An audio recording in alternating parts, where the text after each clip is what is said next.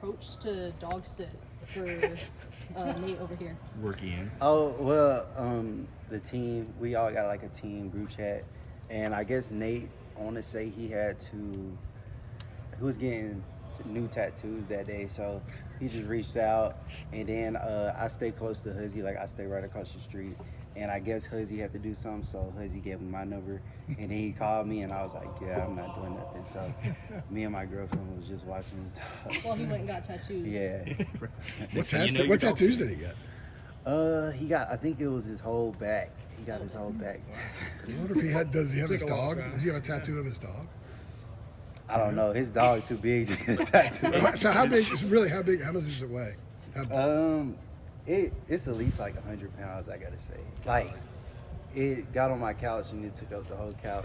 But like, cane corsos are big. Like, his mouth was like, is bigger than my head. Like, I'm serious. Is it a nice dog, or you kind of give you a stare where you think, maybe this wasn't a good decision? I mean, he was so big when he played, it's like rough. Like, Right. You can't have a kid, like, tell us like dogs. It's so big, like when they play around, like it knocked me down. So like, it's a nice dog for sure. He told me he breed them, so I know he got like a lot more dogs. So you gotta wear one of those little guardian caps if you play with the dog next time, right? You need to nickname him Omarion is what you needed. You said Nate breeds the dogs? Yeah, he's back at home. He breed like cane corso. Wow.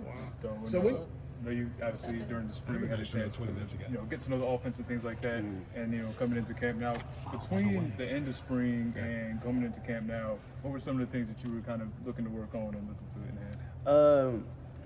Just understanding the offense more, getting better at pass protection, getting better at just like your everyday fundamentals and techniques. Like the whole summer, I would come in and meet like 2 or 3 times with some of the coaches. And just break down the whole offense, like starting over again, even though like I know some things, but learning what everybody on the field could do. So that way, like I know where everybody is when I get the ball or when I don't have the ball. So just understanding the offense more, and each day just trying to get better and grow my knowledge.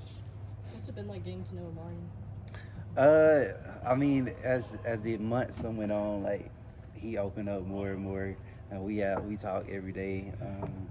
Hanging out like off the field, so he's a good dude, and it's been good to know him.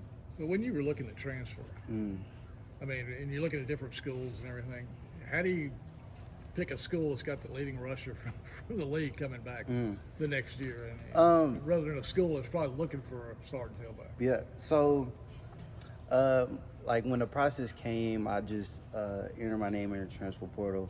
And really just took time like away from football. So I weighed out all my options, and just talking to coaches, Coach Porter, Coach Brown, and just like different schools. Like as I was weighing those options, I said like, how could I fit in y'all's program? How could y'all help me get to where I want to go, and how I could like be an impact to y'all's team? And so when I met with Coach Porter, like he got on the board and like just listed out all the things like Omarion. I knew that he was the leading rusher, and I knew North Carolina's history. I mean, they had 2 running backs in the past that both rushed for 1,000 yards, and it could be possible as long as I come in and do what I know I'm capable of.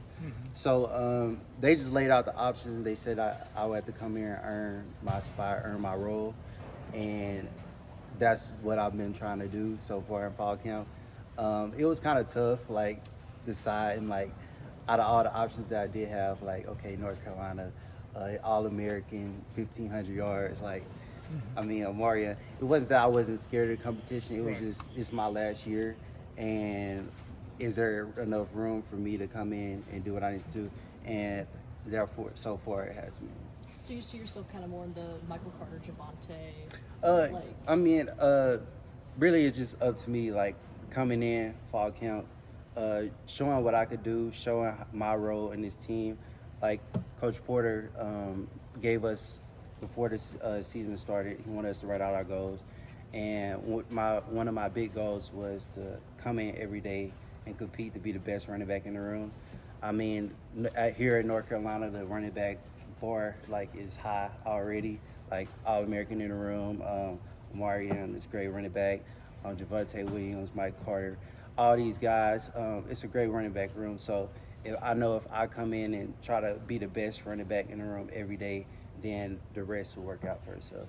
Darwin, that's cool. Go ahead. What were the other goals you wrote down? Another one of my big goals was do anything that the team asked me to do, because I know if I lay my everything on the line to help out this team, my goals will come true as the season go on. That's cool about you talking about the extra meetings with the coaches during the summer. Is that something that you reached out to Coach Porter or Chip or somebody like that and initiated, or did they come to you and say, like, look, we want to see you 3 times a week? Yeah. You're like, well, how did that whole thing work out with that happening? Coach Porter did, like, after spring on our exit meeting, he did tell me that he wanted me to learn the offense more, that he wanted to see me more committed, because in the spring, like, I did have a lot of mistakes, as I should have known the playbook more, like, as like a 6-year dude. So I took initiative that I should hold myself accountable to, get to know the offense more inside out, and to reach out. I mean, we're here every day. The coaches that are up here every day, that they would take the time aside to, like, help me. Yeah. So reaching out to them, I mean, it wasn't nothing but like an hour a day. Even if it is an hour a day, it's getting familiar with this offense and gaining more knowledge in it. Yeah, so you just going to their different, like, knocking on the doors, right? I text them or Yeah. call them, like, even like Amarian or just like different other running backs would come in, and we all would, like, just meet with, like, Joe or Coach Means or Coach Porter, So it was all like a team effort. Just trying to get to know the offense more. So if you sat down to take a test right now, 100%, A plus? Oh yeah, 100%. 100% right now. Can you identify what that was in the spring that maybe why you weren't 100% in tune with the offense, knew the offense? Yeah, like I said, the last time I talked with y'all, just like the 5 years at my other programs, it was more of a different offense. Yeah. This offense is a more downhill offense. So on runs, I should have kept a gap. I would bounce it out more. Yeah, I remember so you saying that, it was just things like that. The pass protection, that was easy. Like, pretty much every school is about the same when it comes down to breaking down in pass pro. But just like the offenses I was in before, it was a more lateral run game than vertical. And who, whether it was, I mean, you talked some about the coaches there, but Amari and any players that really helped you kind of break down the plays like that? I would say me and Amarian would meet together. The offensive analyst, Joe, he would, like, meet with us. Coach Means really met with us a lot, just from a running back perspective. And then Joe was from the perspective of, like, he knows, like, all the offense. Even though Coach Mean knows the whole offense, it's just like Joe, he calls the signals, and, like, he signaled for us. So he would just help us out, like, just getting different perspectives from different coaches. Even though they're saying the same thing, it's just, like, coming from different mouths. Like, it's easier. Natrone was a power back in his Yeah, day. I he don't know was. if you've ever seen Yeah, him he film was. him. I seen. He told when I first got here in the spring. He told me to go. Well, before he had me on my official visit, he told me to go watch his film. Right, look me up, right? That's, Yeah, I watched it, and I got back with him about it though. I mean, goal line carries with that guy, boy. He would run over people. He talked about how when he was at the Chargers, like, how he just loved San Diego. Yeah, well, I'm sure. You told us a little bit about Nate breeding the King Dragging Forces. dudes Thanks in for the that, by end the way. Mm-hmm. You're, a relatively newer guy. What's just a fun fact about you, maybe away from football, that folks might not know? A fun fact. I would say fishing. Like, every time I get to go home, me and my dad will always compete into fishing. Like, who could catch the bigger fish and the most fish. Like, just when we got this time off before fall camp, we went fishing down in close around DeRidder, Louisiana, because, Newton is like 5 to 10 minutes from the Louisiana border. So we went fishing. Like, anytime, like, I get time away from football, like, it's just fishing is a good thing to do that I've done all my life. We Darwin, call it, this is your- Howard Simpson fishing. I know he's a big. Yeah. Yeah, he a big fisherman too. He think he can fish. I mean, they went fishing this summer. He got a hook in his leg, so that should tell you all you need to know about fishing with Howard. It's a big leg, to be Yeah, fair, right? yeah. Like, That's What's a good been catch. your best catch? What's your best catch? I would say about 5 pound catfish, but I mean it's all right. I mean, Do you throw it back or do you cook it up? nah, I cooked that one, but I have caught a bass around that size, but it was when I was younger. But I would say the catfish was What big. about Dad? What's his biggest catch? Yeah, about 5 pounds. So it's all Yeah. pretty much even. Darwin, this is obviously one here for Darwin. your third program, and I mean, whenever we talk to you, you always seem like such a good dude. Like, did you?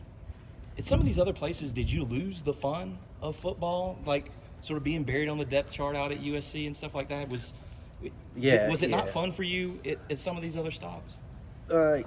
Yeah. That's what I would say. Like, that's why I'm thankful for my Lord and Savior Jesus Christ, because without Him, like, I was going through some tough times. Like, at some point,